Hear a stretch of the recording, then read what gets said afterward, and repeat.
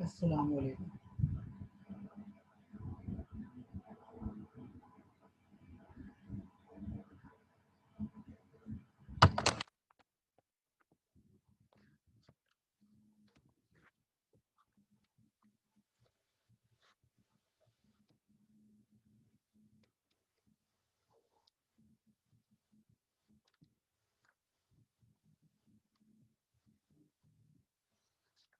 अस्सलाम वालेकुम। आवाज आ रही है ना?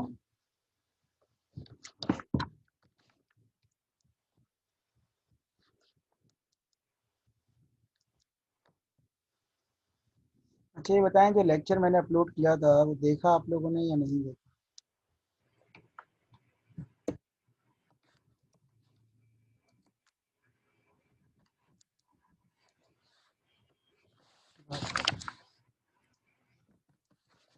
अगर देख लिया है और कोई सवाल नहीं है तो क्वेश्चन आंसर ही हो सकते हैं। बाकी भाई कुछ लोगों का और इंतज़ार कर लेते हैं, जब सब आ जाएं तो फिर हम बात कर लेते हैं।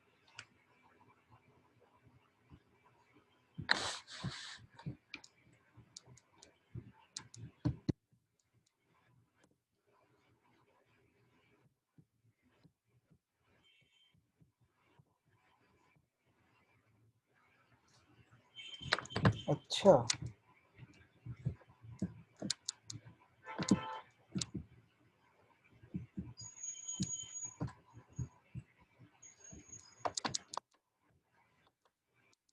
तो खैर आज हमारा टॉपिक है ट्यूरिंग मशीन।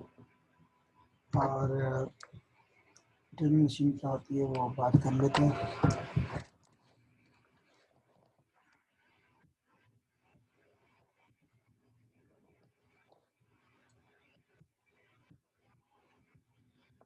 हाँ वैसे एक पे 12 है और एक पे 6 है। सही है, मर्जी है भाई, जो करना है करें। चले, आज का हमारा टॉपिक है ट्यूरिंग मशीन। और ट्यूरिंग मशीन क्या होती है हम बात कर रहे हैं।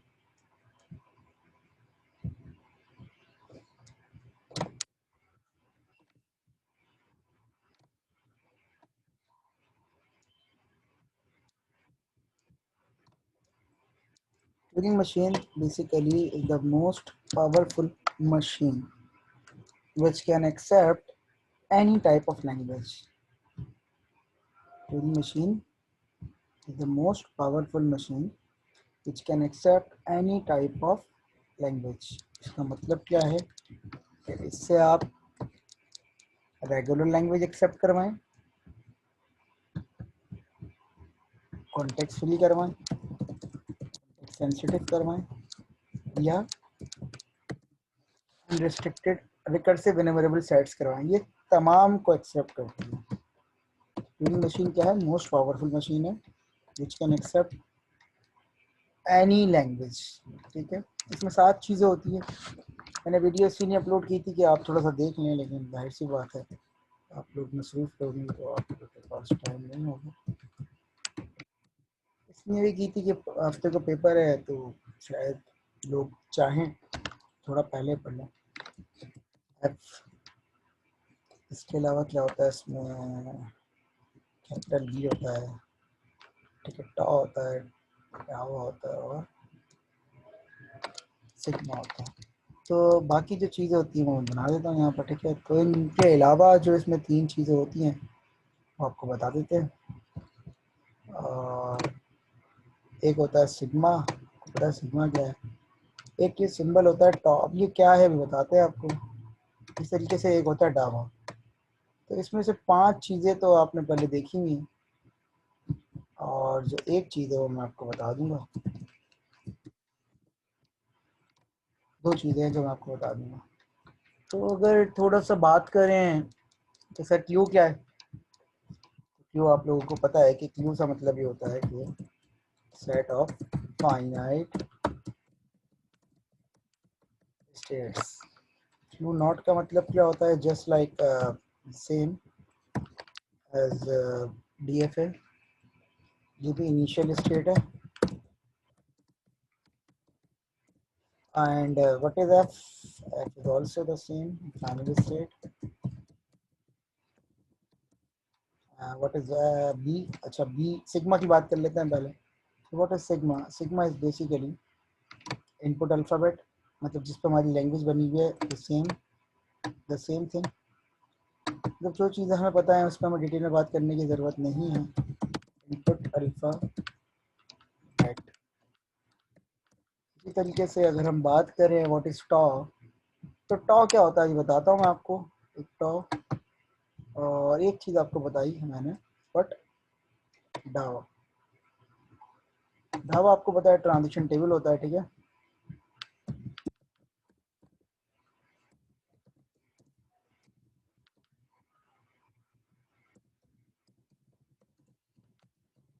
डावा ट्रांजिशन टेबल होता है। अच्छा जी, टॉ क्या है भी बताता है। देखिए, ट्यूरिंग मशीन है, मोस्ट पावरफुल मशीन है। ट्यूरिंग मशीन है, मोस्ट पावरफुल मशीन है, और हर चीज़ को एक्सेप्ट कर सकती है। इस तरीके से इसमें ना एक एक एक एरे यूज़ करते हैं। तो उस एरे का कॉन्सेप्ट क्या मैं आपको देता हूँ। उसको ना हम टेप कहते हैं। टेप एरे है, ये एक एरे बना रहा हूँ मैं, और इसको ना हम टेप कहते हैं। अब मैं आपको समझाऊंगा, थोड़ा सा रुक जाए। होता ये है कि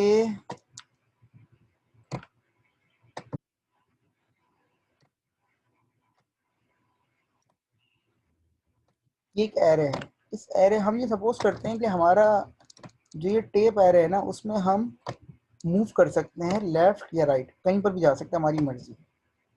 अब ये जो मैं डिज़ाइन कर रहा हूँ, ये तो मैं एक एरे डिज़ाइन कर रहा हूँ, लेकिन इसमें ना हम कहीं भी मूव कर सकते हैं सबको। मतलब इसको ना ज़्यादा बेहतर समझने के लिए हमें एक एग्जाम्पल ही करनी पड़ेगी। इसको ज़्यादा बेहतर समझने के लिए हमें एग्जाम्पल करनी पड़ेगी। इट्स जस्ट लाइक कि फर्ज करिए कोई लैंग्वेज है। एक लैंग्वेज है, उसमें ये आता है a to the power n, b to the power n. फर्ज करें अगर हम इस लैंग्वेज के लिए ट्यूरिंग मशीन डिज़ाइन कर रहे हैं, सपोज करें इस लैंग्वेज के लिए हम ट्यूरिंग मशीन डिज़ाइन।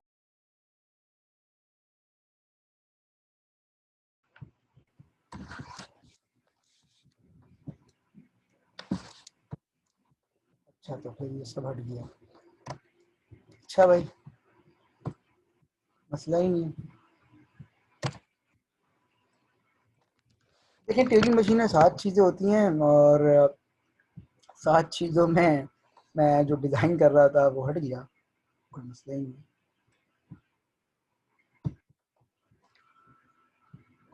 नेट की कनेक्शन।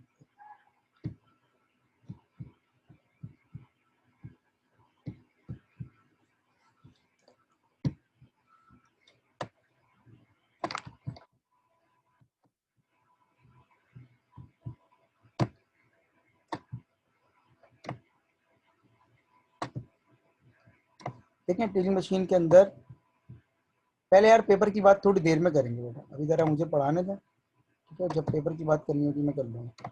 ये टॉपिक मैंने इसीलिए दोपहर में अपलोड कर दिया था कि आपको टाइम निकाल के देख लें, और आपको कोई क्वेश्चन आंसर पूछने तो पूछ लीजिएगा। लेकिन मेरे ख्याल से देखा नहीं है किसी ने, तो पहले ये टॉपिक ख़त्म करने दें कि कोर्स का पार्ट है।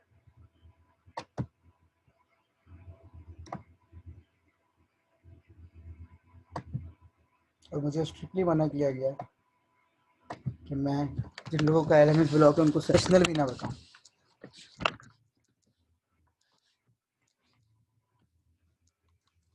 अच्छा जी, देखें, अब मैं दोबारा से रिपीट कर रहा हूँ भाई। 5 चीज़ें तो आपको पता है, क्यू पता है, क्यू नॉट पता है, ठीक है। इसी तरीके से आपको पता है कि एफ क्या होता है, आपको पता है कि और क्या होता है,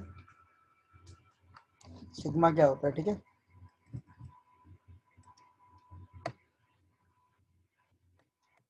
आपको पता है ये 4 चीज़ें तो आपको पता, इनफैक्ट ये भी पता है आपको। 5 चीज़ें तो आपको पता है, ठीक है, डावा। अब एक चीज़ है इसमें टॉ, और एक चीज़ है इसमें इसका अपना कैपिटल भी। अभी क्या चीज़ें मैं आपको एक्सप्लेन कर रहा हूँ, तो पहले तवज्जो से सुन लीजिएगा, फिर कोई सवाल हो तो पूछ लीजिएगा, ठीक है। देखिए, हमें ना किसी भी क्वेश्चन को सॉल्व करने के लिए ट्यूरिंग मशीन में हम डेफिनेटली किसी लैंग्वेज के लिए काम कर रहे होते हैं। सपोज कर लें हम इस लैंग्वेज के लिए काम कर रहे हैं। सपोज कर लें कि we are working on that language, कि भाई नंबर ऑफ ए, इसके number of A followed by any number of B such that n is greater than equal to 1। n number of a followed by n number of b such that n is greater than equal to 1। इसका मतलब क्या है कि पहले a आएंगे फिर b आएंगे and जितने a होंगे उतने ही b होंगे। तो ये जो मैंने एक एरे बनाया ना इसको ये कहते हैं टेप। क्या कहते हैं? टेप। टेप एरे कहते हैं। ये टेप क्या कहते हैं? इसे टेप। टेप एरे जब टी ए पी। इसका कॉन्सेप्ट ये है कि ये है तो एरे ही, लेकिन इसका कॉन्सेप्ट ये है कि इसके अंदर हम मूव कर सकते हैं, लेफ्ट पे भी जा सकते हैं और राइट पे भी जा सकते हैं। इसका कॉन्सेप्ट ये है कि हम इसमें लेफ्ट पे भी जा सकते हैं और राइट पे भी जा सकते हैं। ठीक है। अब आप जिस लैंग्वेज के लिए भी काम कर रहे होते हैं ना, आप जिस लैंग्वेज के लिए भी काम कर रहे होते हैं उसका आपको स्ट्रिंग सपोज कर लेते हैं, उसका आपको स्ट्रिंग सपोज कर लेते हैं और आप फिर इस एरे के अंदर रखते हैं। फर्स्ट करें मैं इस लैंग्वेज के लिए काम कर रहा हूँ, मैंने एक स्ट्रिंग सपोज कर लिया कि 3 दफ़ा ए आया 3 दफ़ा बी आया। तो ये देखिएगा ए ए ए। अब यही स्ट्रिंग क्यों लिया? इसके पीछे कोई लॉजिक नहीं है। आप चाहें तो इससे छोटा स्ट्रिंग ले सकते थे या बड़ा ले सकते थे। अब ये मैंने इसके अंदर रख दिया। अब इसकी लॉजिक ये है कि आप जहां पर भी इसको रख रहे हैं, आप ये सपोज करते हैं कि इसमें इस पोजीशन से पहले ब्लैंक स्पेस पड़ा हुआ है। B is for blank space, capital B is for blank space. Is just a trademark कि भाई हमारा स्ट्रिंग क्या तो स्टार्ट नहीं हुआ या हमारा स्ट्रिंग खत्म हो गया। तो दोनों तरफ रखा हुआ है अभी। Are you getting my point? B का मतलब क्या है कि जब हम इस एरे के अंदर मूव कर रहे होंगे लेफ्ट या राइट पे, अच्छा सब जगह है, हम ये सपोज करते हैं कि हमारे स्ट्रिंग के अलावा जो कुछ भी हो कैपिटल बी है। Is it clear to all of you? Capital B क्या है? Blank space. यही हमारी एंड में जो है हमारी हेल्प करेगा डिसीजन लेने में। तो ये बात समझ में आ गई सबके? ये कैपिटल बी क्या है? Blank space. ये बात समझ में आ गई सबके? अच्छा जी आगे बढ़ते हैं। अब ये टॉ क्या है? टॉ ये है कि जो टैब के अंदर अल्फाबेट है ना वो हम देखेंगे। मतलब फर्ज करें ए है बी है। मैं आपको थोड़ा सा एग्जाम्पल से समझाता हूँ कि इस टैब एरे का काम ये है कि अगर मैं एक नॉर्मल ट्रांजिशन समझाऊँ, क्वेश्चन तो हम बाद में करेंगे यही वाला, कि फर्ज करें एक नॉर्मल ट्रांजिशन है कि एक स्टेट से दूसरी स्टेट जा रहे हैं और एक ट्रांजिशन है। तो देखिए इस ट्रांजिशन को लिखते कैसे हैं ट्यूनिंग मशीन के अंदर, अगर आपने एक दफ़ा समझ लिया जो कि बड़ा आसान है तो किसी चीज़ में प्रॉब्लम नहीं होगी। देखें आप इसको लिखते हैं कि आपका आपका टॉ क्या है? आपका टॉ क्या है? साथ में मतलब अगर आप इसको और आसान अल्फाज में लिखते हैं तो आप लिखते हैं मैं रीड क्या कर रहा हूँ, मैं रीड क्या कर रहा हूँ, मैं राइट क्या कर रहा हूँ और मैं मूव क्या कर रहा हूँ। अब इसका मतलब क्या है पहले इसको समझ लेते हैं। आप देखें अब आपका जो स्ट्रिंग है ना वो आपने इस एरे के अंदर रख दिया। तो आप जब रीड करेंगे तो आपके पास रीड करते हुए क्या क्या चीज़ आ सकती है? कैपिटल भी आ सकता है, स्मॉल ए आ सकता है, स्मॉल भी आ सकता है। तो रीड का मतलब ये है कि आप किस जगह पे खड़े हैं, उस चीज़ को आप रीड कर रहे हैं। रीड का मतलब क्या है कि आप किस जगह पे खड़े हैं। फर्स्ट करिए मैं इस जगह पे खड़ा हूँ, फर्स्ट जगह मैं इस जगह पे खड़ा हूँ। ठीक है। तो मैंने क्या रीड किया? मैंने रीड किया स्मॉल है। ठीक है। मैं समझा देता हूँ आपको। फर्स्ट करिए मैंने इस जगह पे रीड किया स्मॉल है। अब मैंने स्मॉल ए को रीड किया। राइट क्या करना है? मैं स्मॉल ए को रीड करने के बाद कोई चीज़ उसकी जगह पे राइट करूंगा ताकि मुझे याद रहे कि भाई मैंने स्मॉल ए को रीड कर लिया है। तो यहाँ पर राइट करने के लिए हम कोई भी अल्फाबेट ले लेते हैं। यूजुअली हम क्या लेते हैं? X Y Z. तो हमने एक्स ले लिया। रीड करें, जिस जगह को रीड कर रहे हैं वहां पर राइट करें। अच्छा इट्स नॉट नेसेसरी कि आप उसको चेंज भी कर सकते हैं, मतलब आपकी मर्जी। अगर आप रीड करके दोबारा से ए लिख रहे हैं तो आपने जिस चीज़ को रीड किया उसी को राइट कर दिया, मतलब आप कोई चेंजेस नहीं चाहते। It totally depends upon the logic of question कि भाई आप उस चीज़ को चेंज करना चाह रहे हैं या नहीं चाह रहे। मैं आपको सिर्फ ऑपरेशन समझा रहा हूँ, पूरा क्वेश्चन नहीं समझा रहा। तो अभी आप आगे की बात नहीं सोचिएगा कि क्वेश्चन में यूज़ कैसे होगा, आप सिर्फ एक ऑपरेशन समझ रहे हैं। तो अगर स्टैक में आप जब किसी चीज़ को स्टैक के अल्फाबेट को बुलाते थे तो आप वापस कभी कभी इग्नोर कर दिया करते थे। पुश डाउन ऑटोमेटा में आप स्टैक के टॉप को कभी कभी इग्नोर कर दिया करते थे ना, कि जो स्टैक के टॉप पर है वही दोबारा रख दिया। तो यहाँ पर भी हो सकता है टैप एरे के अंदर जो कि होगा, हम किसी चीज़ को इग्नोर करना चाहें तो हम राइट भी कर सकते हैं कोई चीज़ और उसी चीज़ को दोबारा से राइट कर सकते हैं। सही। तो ये हमारी चॉइस है। तो फर्स्ट करिए हमने एक्स को रख दिया। अब हमारे पास दो ऑप्शन है मूव में, या तो आप राइट लिखेंगे या क्या लिखेंगे? लेफ्ट। या तो आप मूव में राइट लिखेंगे या क्या लिखेंगे? लेफ्ट। या तो आप राइट जाएंगे या लेफ्ट जाएंगे। अगर मैं ये इंस्ट्रक्शन लिख दूं, अगर मैं ये इंस्ट्रक्शन लिख दूं इसका मतलब क्या होगा कि मैंने ए को रीड किया, उसकी जगह पे मैंने एक्स लिखा। मैंने ए को रीड किया, उसकी जगह मैंने क्या लिखा? एक्स। ए को मैंने रीड किया, उसकी जगह पे मैंने एक्स लिखा और मैं कहाँ चला गया? मैं राइट पोजीशन पे मूव कर गया। इसका मतलब है मैं नेक्स्ट एरे पे चला गया। Is it clear? इसका ऑपरेशन इस तरह से वर्क करता है। लॉजिक तो जाहिर सी बात है हम रन टाइम पे बनाएंगे कि हमें लेफ्ट जाना है, राइट जाना है, क्या रीड करना है, लेकिन इसका ऑपरेशन इस तरह से वर्क करता है कि आप या तो लेफ्ट पे जाएंगे या राइट पे जाएंगे। तो ये बात समझ में आई आपको कि आप किसी चीज़ को रीड करते हैं, उसकी जगह पे आप कोई नई चीज़ भी लिख सकते हैं या वही चीज़ दोबारा लिख सकते हैं, और आपके पास या तो राइट का ऑप्शन होता है या लेफ्ट पे, आप वहीं खड़े नहीं रह सकते। Is it clear? ये पॉइंट समझ में आ गया? और ये जो राइट कर रहे हैं ये आपकी चॉइस हो सकती है, आप अल्फाबेट में कोई भी ले लें कैपिटल में, या आप एप्पल लिख लें, मैंगो ले लें, या आप ना ट्रेडमार्क के तौर पे यूज कर रहे हैं अपनी याद दहानी के लिए, ये आपको याद हो जाएगा। क्योंकि आप क्या कर रहे हैं, देखें ट्यूरिंग मशीन हुई या पीडीए हुआ, ये कंपैरिजन के लिए यूज हो रहे हैं। कंपैरिजन करने वाले क्वेश्चन में ही इनको आपने फिर यूज करना होगा। तो आप मुझे बताइए ये ऑपरेशन समझ में आया आपके जो मैंने लिखा है? ये ऑपरेशन समझ में आया? Read write move. अब आप रीड राइट मूव में रीड की जगह पे कोई भी चीज रीड कर सकते हैं, राइट की जगह पे आप कोई भी चीज राइट कर सकते हैं जो आपके क्वेश्चन में हो डेफिनेटली, और मूव की जगह पे आप क्या कर सकते हैं, या तो लेफ्ट पे जाएंगे या राइट पे जाएंगे। तो हम एक काम करते हैं, हम इसी क्वेश्चन को कंटिन्यू करते हैं जो हमारे पास लिखा हुआ है, ताकि हमें समझ में आ जाए। अच्छा, पीडीए के काम करने का तरीका क्या है? पीडीए के काम करने का तरीका ये है, वो कहता है भाई मैं तो स्टैक यूज करता हूँ। पीडीए क्या कहता है कि मैं तो स्टैक यूज करता हूँ। तो स्टैक जो मैं यूज करता हूँ, तो मैं तो उसमें जो हूँ फंसा हुआ इसलिए हूँ कि स्टैक के काम करने का तरीका थोड़ा सा डिफरेंट है। पीडीए कहता है भाई मैं तो स्टैक के काम करने के तरीके से परेशान हूँ, क्योंकि स्टैक जो है ना वो काम ऐसा करता है कि वो पूरे ग्रुप को एक साथ याद रखता है। मतलब क्या, अगर मैं पीडीए समझाऊं आपको, तो पीडीए कहता है पहले जितने ए आए उनको स्टैक में पुश करवा दो। इस क्वेश्चन की लॉजिक बता रहा हूँ। पीडीए ऐसे काम करता है ना कि जितने ए आए उनको इनको एरे स्टैक में पुश करवा दो, और फिर उसके कॉरस्पॉन्डिंग जो बी आ रहा है हर बी पे सिंगल ए को पॉप करवाते रहो। ऐसे ही काम करता था ना पीडीए, ऐसे ही काम करता था ना पीडीए। याद है ना इस क्वेश्चन की लॉजिक? पीडीए क्या कहता था, पूरा ग्रुप में एक साथ डालूंगा, मतलब कंपैरिजन के लिए जब तक मेरे पास सेम चीज आती रहेगी। ट्यूरिंग मशीन थोड़ी सी डिफरेंट है और बड़ी इंटरेस्टिंग है। ट्यूरिंग मशीन ये कहती है कि यार आपने ना हर किसी का ग्रुप नहीं बनाना, आपको एक ए मिलता है, आप एक ए को देखें, और अब आप सबको इग्नोर करते हुए उसके कॉरस्पॉन्डिंग बी को जाके देख लें। जब ए और बी का आप कंपैरिजन कर लें सिंगल सिंगल का, तो फिर दूसरे ए पे आए। आप समझ रहे हैं? तो ये काम कैसे करेगा, ये देखें। ये पहले इस ए को एक्स बनाएगा, अभी मैं आपको क्वेश्चन डिजाइन नहीं कर रहा, सिर्फ लॉजिक बता रहा हूँ। इस ए को एक्स बनाएगा, बाकी सबको इग्नोर करेगा। इस ए के लिए एक बी मौजूद होना चाहिए, उस बी को ये वाई बना देगा। अब वाई और एक्स ना हमारी चॉइस है, हम इसको कैपिटल ए कैपिटल बी कहते हैं, एम एन कहते हैं, कोई भी कहते हैं, क्यू आर कहते हैं, कुछ भी कहते हैं, ठीक है। अब ये फिर दोबारा जाएगा पीछे, ये फिर पीछे जाएगा, अब ये दोबारा एक ए ढूंढेगा। आपके ख्याल में इसे दोबारा कौन सा ए ढूंढना चाहिए, ये वाला या ये वाला? ये सेकंड वाला या थर्ड वाला? ठीक है, लॉजिक भी यही बन रही है कि स्टार्ट से स्टार्ट करो। तो ये वापस जाएगा, ये वापस जाएगा। अच्छा, इसको पता कैसे चलेगा वापस जाते हुए कि मैं सेकंड वाले ए पे पहुंच गया हूं?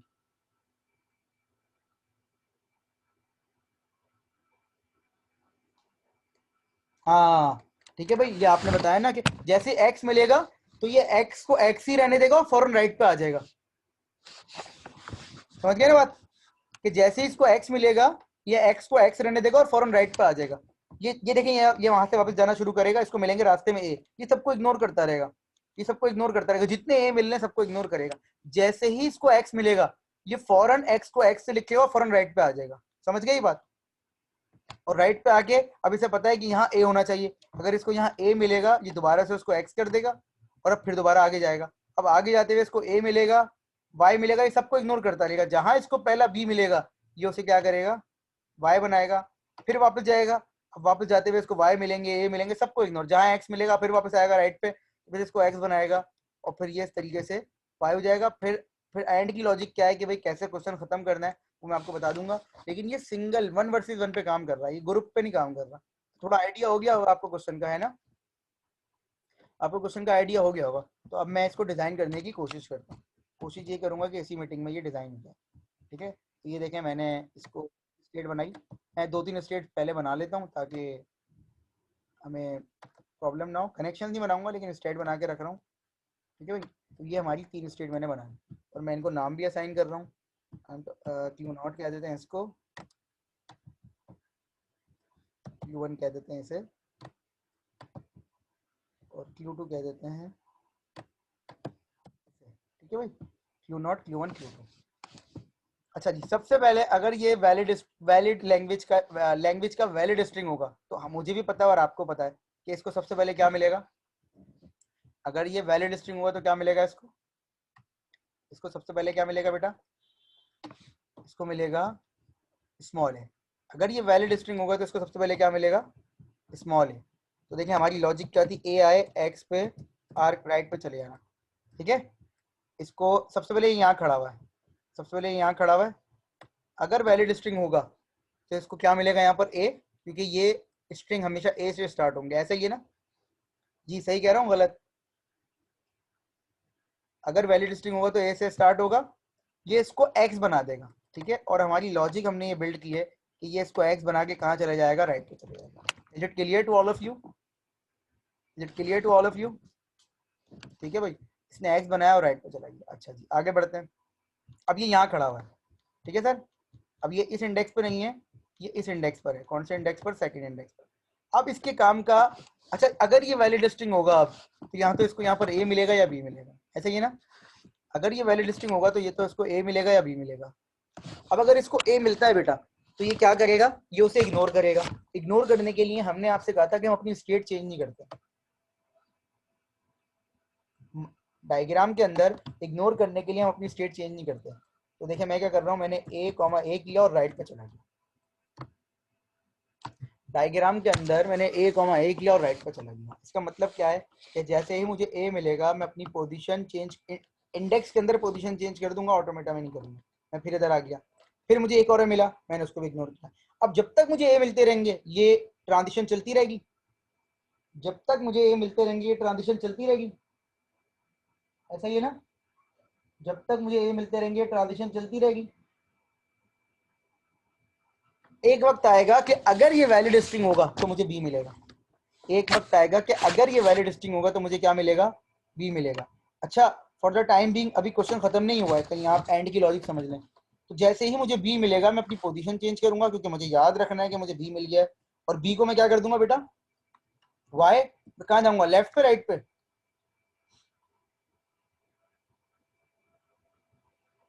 लेफ्ट पे बेटा, लेफ्ट पे, क्योंकि वापस आऊंगा ना मैं।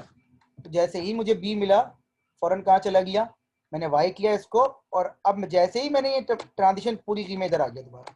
अब मुझे ये बात पता है कि मुझे वापसी में जाते हुए अभी फिलहाल वाई ए मिलेंगे, अभी क्वेश्चन खत्म नहीं हुआ, तो फिलहाल एंड की लॉजिक की बात नहीं कीजिएगा, अभी क्वेश्चन समझ लें। अभी आपके क्वेश्चन में 10 मिनट का काम हो रहा है। अब वापसी जाते हुए मुझे क्या मिल रहा है, ए मिल रहा है।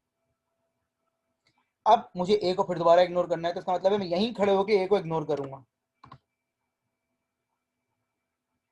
तो मैंने कहा सर मैं ए को इग्नोर करता हूं, अब ए को इग्नोर करते हुए मैं क्या करूंगा, ए कॉमा लेफ्ट, इतना समझ में आ गया कि मैं ए को इग्नोर कर रहा हूँ, और मैं ए को इग्नोर करते हुए जाए जा रहा हूँ। अब देखें मैं यहाँ से यहाँ आया, मेरा कर्सर देखिएगा, मैं यहाँ से यहाँ आया, यहाँ आया, और एक वक्त आएगा कि मुझे ए मिलने खत्म हो जाएंगे, मुझे क्या मिलेगा, मुझे क्या मिलेगा, एक्स मिलेगा। जैसे ही मुझे एक्स मिलेगा तो मैं क्या करूंगा सर, मैं अपनी पोजीशन फौरन चेंज और दोबारा से इनिशियल स्टेट पे चला जाऊंगा, अपनी पोजीशन चेंज करूंगा और दोबारा से कहाँ चले जाऊंगा, इनिशियल स्टेट पर।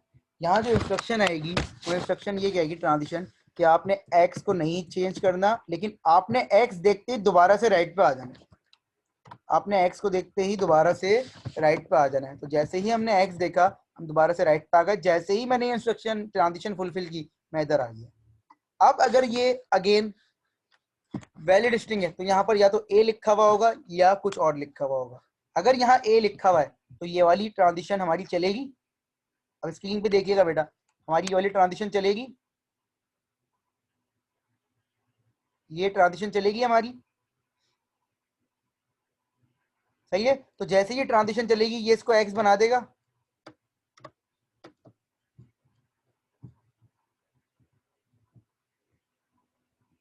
ये इसको एक्स बना देगा और ये यहाँ आ जाएगा। अब मैं Q1 पे खड़ा हूँ और मुझे ए मिलता है।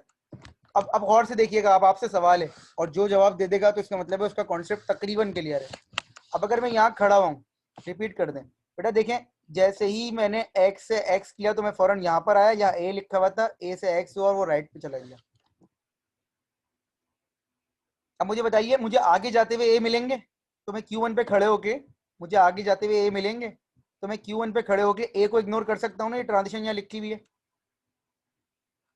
लेकिन चूंकि मेरा ये दूसरा राउंड है तो अब आगे जाते हुए मुझे वाई भी मिलेंगे। सही कह रहा हूँ गलत? चूंकि अब आगे जाते हुए मैंने सिर्फ वाई भी मिलेंगे मुझे, क्योंकि ये मेरा दूसरा राउंड है। पहले राउंड में मैंने जिनको वाई बनाया था वो मुझे मिल सकता है, तो इसका मतलब मुझे उसको भी क्या करना है, हाँ मुझे वाई को इग्नोर करना है। तो यहीं पर ही मैं लिख दूंगा वाई कॉमा राइट। क्यों? क्योंकि पहले राउंड में मुझे वाई नहीं मिल रहा था, क्योंकि पहला राउंड था, लेकिन दूसरे राउंड में मुझे वाई मिल गया तो मैंने उसको इग्नोर कर दिया। Is it clear to all of you? अब मैं यहाँ खड़ा हूँ, वाई जब खत्म होगा तो मुझे क्या मिलेगा बेटा? मुझे मिलेगा बी। मुझे क्या मिलेगा? बी मिलेगा, और मैं बी को क्या बना दूंगा फौरन वाई, और ये वाली ट्रांजिशन खुद ब खुद चल जाएगी। कौन सी वाली? ये वाली। और अब मैं Q2 पे आके यहाँ खड़ा हूँ। अब आप गौर से देखिए, अब आप जब बी को वाई बना के वापस जा रहे हैं तो वापसी में भी आपको क्या मिल रहा है? वापसी में भी आपको क्या मिल रहा है? फिर वाई मिलेगा। तो ये चीजें जो मैं कह रहा था कि कम से कम आपने 2 राउंड घूमने हैं। कितने राउंड घूमने हैं? 2 राउंड। अगर आप एक राउंड के बिहाफ पे कह दें कि नहीं सर क्वेश्चन खत्म हो गया, तो ऐसा नहीं होगा। ठीक है, तो अब आप वाई को इग्नोर कर रहे हैं, फिर आप अब एंड पे हूँ मैं, बिल्कुल बिल्कुल साथ रहिएगा, क्योंकि एंड की लॉजिक भी आप ही बताएंगे मुझे। अब मुझे वापसी जाते हुए क्या मिला? वाई मिला, ए मिला, मैंने सबको इग्नोर किया, एक्स में मैं दोबारा से यहाँ आ गया। फिर मुझे ए मिला, मैंने इसको क्या कर दिया? एक्स कर दिया। अब मैं यहाँ खड़ा हुआ हूँ Q1 पे, मुझे वाई मिले, मैंने इग्नोर किया। मुझे बी मिला, मैंने उसको वाई किया। अब और से देखिएगा, यहाँ मैंने जैसे ही बी को इग्नोर किया, सॉरी वाई को इग्नोर किया, ये देखिएगा अब मुझे वापसी में जाते हुए क्या मिल रहा है? अब मुझे वापसी में जाते हुए वाई मिल रहा है। मैं यहाँ Q2 पे खड़ा हूँ, वाई मिल रहा है, वाई मिल रहा है, वाई मिल रहा है। जैसे ही एक्स आया मैं इधर चला गया। अब यहाँ मेरे साथ रहिएगा प्लीज, देखिए मैं यहाँ खड़ा हूँ। जैसे ही वाई मिला मैंने इग्नोर किया। अब जैसे ही एक्स मिलेगा, गौर से देखिएगा, एक्स मिला, एक्स मिला, मैंने एक्स को एक्स किया और कहाँ चला गया? राइट पर। राइट का मतलब मैं दोबारा से वाई पर आ गया, वैलिड स्ट्रिंग के अंदर। ऐसा ही है। अब मुझे कोई ए नहीं मिल रहा, कोई ए नहीं मिल रहा। इसका मतलब क्या है? कि ए खत्म हो गए।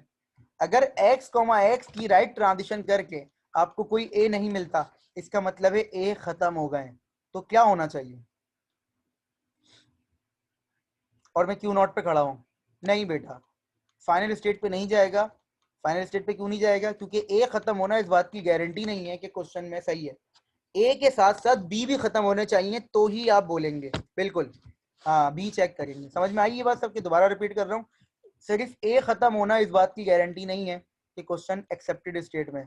ए खत्म हो गए, अब आप दोबारा आगे जाइए और यहाँ चेक कीजिए स्मॉल भी खत्म हुए नहीं हुए। Is it clear to all of you? ये पॉइंट समझ में आ गया? सिर्फ ए खत्म होना इस बात की गारंटी नहीं है कि स्ट्रिंग एक्सेप्ट हो जाएगा। ए के साथ बी भी खत्म होने चाहिए तभी स्ट्रिंग एक्सेप्ट होगा। इसका मतलब क्या है? कि मैं यहाँ पर एक नई स्टेट पे चला जाऊंगा और मैं कहूंगा कि यार तुम एक नई स्टेट बनाओ, तुम एक नई स्टेट बनाओ, उसको Q3 कह दो। और Q3 पे जो ट्रांजिशन होगी वो किस चीज की होगी? Q3 पे जो ट्रांजिशन होगी वो होगी y कॉमा वाई की। किसकी होगी? y कॉमा वाई की। और आप राइट पे ही जाना। अब मैं सिर्फ ये चेक करना चाह रहा हूँ, मैं दोबारा स्टेप रिपीट करता हूँ। बेटा देखें, अगर वैलिड स्ट्रिंग होगा, क्यों बता रहा हूँ बेटा, अगर x की तुमने राइट ट्रांजिशन की तो x के फौरन बाद तुम्हें क्या मिला? यहाँ पर क्या मिला? x के फौरन बाद क्या मिला? y। यहाँ क्या होना चाहिए था? a। इसका मतलब है ए खत्म हो गए। अब अगर x के फौरन बाद आपको y मिल रहा है, इसका मतलब है ए तो खत्म हो गए। अब अगर ए खत्म हो गए तो हमें ये भी देखना है कि बी खत्म हुए नहीं खत्म हुए। अगर बी खत्म नहीं हुए होंगे तो फिर हम फंस जाएंगे। समझ गया मेरी बात? तो इसीलिए मैंने सिर्फ वाई पे अपनी ट्रांजिशन चेंज की और मैं एक और स्टेट पे चला गया। वाई को मैं चेंज नहीं करूंगा, सिर्फ ये चेक करूंगा जब वाई खत्म होंगे तो स्मॉल बी है या नहीं है। अगर स्मॉल बी होगा तो रिजेक्ट, कैपिटल बी होगा तो एक्सेप्ट। ठीक है, अब ये देखें जरा, 1 मिनट खत्म करने दें सवाल, फिर सवाल ले लेता हूँ। अब मैं यहीं खड़ा रहूंगा और मैं वाई को इग्नोर करता रहूंगा, क्योंकि एक वाई नहीं है सिस्टम में, बहुत सारे वाई, तो मैंने बाकी वाई को भी इग्नोर करना है। ये देखें, तो मैं वाई को इग्नोर कर रहा हूँ, दोबारा देखिएगा वाई इग्नोर हो रहा है। ठीक है, अब जैसे ही वाई खत्म होंगे, अगर ये वैलिड स्ट्रिंग होगा तो वाई खत्म होने के बाद क्या आना चाहिए? वाई खत्म होने के बाद क्या आना चाहिए? Blank space. ठीक है, अगर अगर ये वैलिड स्ट्रिंग है तो वाई खत्म होने के बाद क्या आना चाहिए? Blank space. अगर वाई खत्म होने के बाद ब्लैंक स्पेस आ रहा है तो आप आप फाइनल स्टेट पे जा सकते हैं। और अगर वाई खत्म होने के बाद ब्लैंक स्पेस आ रहा है तो आप फाइनल स्टेट पे जा सकते हैं। आप ब्लैंक कॉमा ब्लैंक करके लेफ्ट पे जाएं या राइट पे जाएं, उससे कोई फर्क नहीं पड़ता। अगर आपने ये ट्रांजिशन कर ली, इस जगह पे खड़े होकर आपने ट्रांजिशन कर ली, तो आप एक्सेप्टिंग स्टेट में चले। अगर आपने इस जगह पे खड़े होकर ट्रांजिशन कर ली तो आप एक्सेप्टिंग स्टेट में चले गए। अगेन अगर यहाँ स्मॉल बी आ जाता, अगर यहाँ स्मॉल बी आ जाता तो बताएं यहाँ पर स्मॉल बी की ट्रांजिशन है क्या? यहाँ स्मॉल बी की ट्रांजिशन है? नहीं है ना, तो रिजेक्ट ही जाता। मैं आपको वो केसेस भी बता देता हूँ जिन केसेस में एक्सेप्ट होना चाहिए रिजेक्ट। ये देखें, फर्स्ट करें ये स्ट्रिंग है, फर्स्ट करें ये स्ट्रिंग है जिसमें 3 ए हैं। देखें ये स्ट्रिंग जो है बेटा कितनी तरह से एक्सेप्ट रिजेक्ट हो सकता है। ये बी से स्टार्ट हो जाए, ए ज्यादा हो या बी ज्यादा हो, ठीक है, या ए और बी बराबर हो और ए के बाद बी आ जाए, ऐसा ही ना, ए आ जाए थोड़ी, तो ये हो जाए। तो ये सारे केसेस मैं आपको समझा देता हूँ कि सब रिजेक्ट होंगे। ये देखें, पहले ये वाला केस ले लेते हैं, स्मॉल बी। शुरू में बताएं स्मॉल बी की ट्रांजिशन है, तो ये तो रिजेक्ट होगी, सही ना। हम वेरीफाई कर रहे हैं कि भाई हमने जितना पढ़ा है वो सही भी है नहीं है। अब आ जाते हैं ये वाली बात, ये वाले पे। ठीक है, पहले ए को आपने एक्स बनाया, दूसरे बी को वाई बनाया, इतना तो हमने कर लिया ना। फिर हम वापस आए, हमने इसको एक्स बनाया, हमने इसको वाई बनाया, फिर हम वापस आए, हमने इसको एक्स बनाया। अब हम आगे जा रहे हैं इस जगह पे, देखें हमने इसको एक्स बनाया, Q1 पे खड़े में, आगे जा रहे हैं, हमें वाई मिल रहे हैं। वाई खत्म होंगे तो हमें क्या मिलेगा, इसमें क्या मिलेगा, क्या मिलेगा, कैपिटल बी। बताएं यहाँ कैपिटल बी की ट्रांजिशन है क्या? यहाँ कैपिटल बी की ट्रांजिशन है? नहीं है, रिजेक्ट। समझ गए? इसी तरीके से इसको देख लें, आपने इसको क्या किया, इसको तो मैंने समझा दिया अभी कि भाई ए एक्स हो गए, तो ये बी वाई हो गए। अब आपने जो है ए खत्म हो गए तो आप इधर आ गए, इधर आके आपको स्मॉल बी की ट्रांजिशन नहीं मिली, ये भी रिजेक्ट हो गया। ये वाला देख लें, ये वाला देख लें, ए खत्म हो गया, वाई भी खत्म हो गए। अब आप वापस गए, आपको क्या मिला, अब वापस गए आपको क्या मिला, एक्स, तो आप इधर आ गए। अब यहाँ पर स्मॉल ए की भी ट्रांजिशन नहीं है, तो सारे केसेस रिजेक्ट हो जाएंगे। सिर्फ कौन सा केस एक्सेप्ट होगा, जिसमें number of A and number of B both should be equal. Is it clear to all of you? कोई सवाल हो बेटा तो ये पूछ लीजिए। ट्यूरिंग मशीन में अगेन बता रहा हूँ 1-to-1 कंपैरिजन लेके चलता है, 1-to-1 कंपैरिजन लेके चलता है, ग्रुप को लेके नहीं चलता। ये बड़ा आसान लगता है मुझे मेथड, जाहिर सी बात है, मैं फिर रिपीट कर रहा हूँ, आप स्टूडेंट हैं, लेकिन मेरे अपने पॉइंट ऑफ व्यू से ये मेथड मुझे बहुत आसान लगता है। सिर्फ इसमें अगेन ज़्यादा स्टेट्स नहीं बनती, स्टेट्स बहुत कम बनती हैं। सिर्फ लॉजिक अगर समझ में आ जाए तो लॉजिक अपने दिमाग में रखें, जहाँ भी कंपैरिजन होगा तो ही चीज़ को रीराइट करोगे। जब कंपैरिजन होगा तो किसी चीज़ को रीराइट करोगे। अगर क्वेश्चन में कंपैरिजन है ही नहीं और ट्यूरिंग मशीन से करना है तो इग्नोर करते हुए चलो। मतलब आप ऑटोमेटा का काम करते रहो जो कर रहे हो, जो मतलब ट्रांजिशन ग्राफ का काम करते रहो, किसी चीज को रीड नहीं करो, मतलब राइट नहीं करो, किसी चीज को ओवरराइट नहीं करो उसको। जैसे स्टैक में आपने पढ़ा था कि समटाइम्स हमें स्टैक के अल्फाबेट को अनचेंज रखना पड़ता था, समटाइम्स हमें स्टैक के अल्फाबेट को क्या रखना पड़ता था, अनचेंज रखना पड़ता था।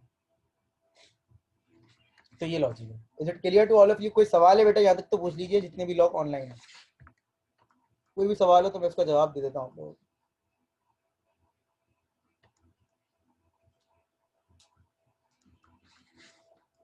कोई ऐसी चीज हो जो समझ में ना आ रही हो, ठीक है, किसी स्टेट पे कोई चीज समझ में ना आ रही हो, लेकिन मैं फिर रिपीट कर रहा हूँ, मेरा कंक्लूजन ये है इस चीज का कि आप और मैं जब भी ये बनाएंगे तो कम से कम ऐसा स्ट्रिंग लेंगे जिसमें आपके 2 राउंड कंप्लीट होते हो। कम से कम 2 राउंड, 3 राउंड का कर लें तो बहुत अच्छी बात है, क्योंकि तीसरे राउंड में आपको कोई चीज ऐड करने की जरूरत नहीं पड़ेगी, लेकिन क्रॉस वेरीफाई हो जाएगा। लेकिन अगर आप 2 राउंड से भी करते हैं तो 2 राउंड कम से कम आपको करने पड़ेंगे। तो ऐसा स्ट्रिंग नहीं लीजिएगा कि जिसमें एक ही दफा कंपैरिजन हो, कम से कम ऐसा स्ट्रिंग लें जिसमें 2 से 3 दफा कंपैरिजन हो रहा हो, ताकि आप ट्रैवर्स करते हुए राइट लेफ्ट करते रहें। Is it clear?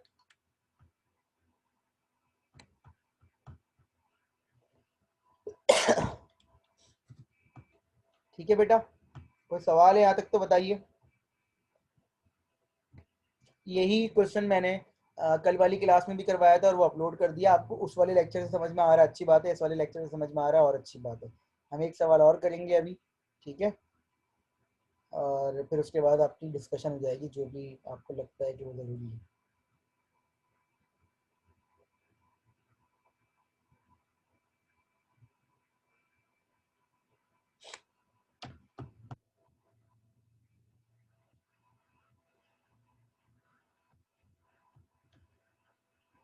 तो सवाल है?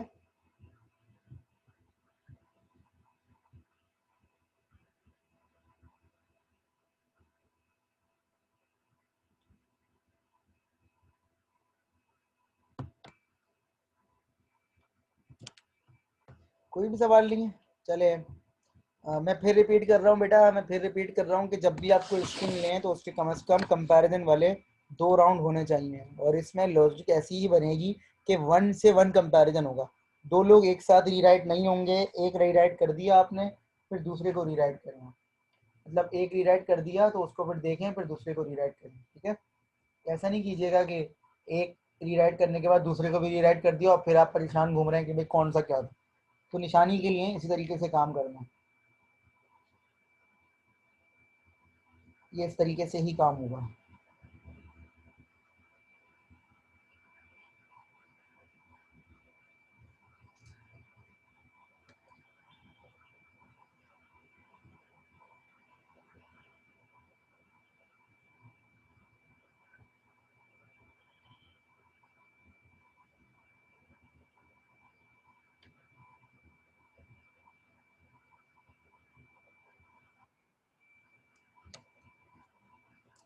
हाँ बेटा मैं करवाऊंगा, मैं चाह रहा हूँ कि वो मीटिंग शुरू होगी ना नेक्स्ट वाली, तो बिल्कुल स्टार्ट से ही करवाऊँ। मैं इसीलिए बोल रहा हूँ कि किसी का कोई सवाल है तो पूछ ले, ताकि वो एक ही दफ़ा बात के लिए।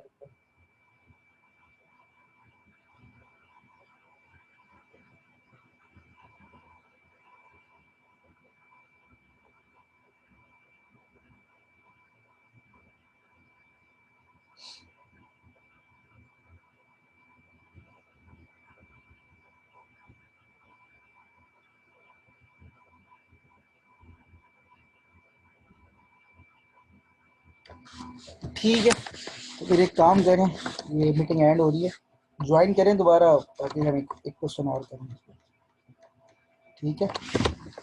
मीटिंग एंड हो रही है तो फिर एक एक सेशन, मतलब एक एक क्वेश्चन और लेना है हमें, तो हम दोबारा से ज्वाइन कर रहे हैं, ठीक है?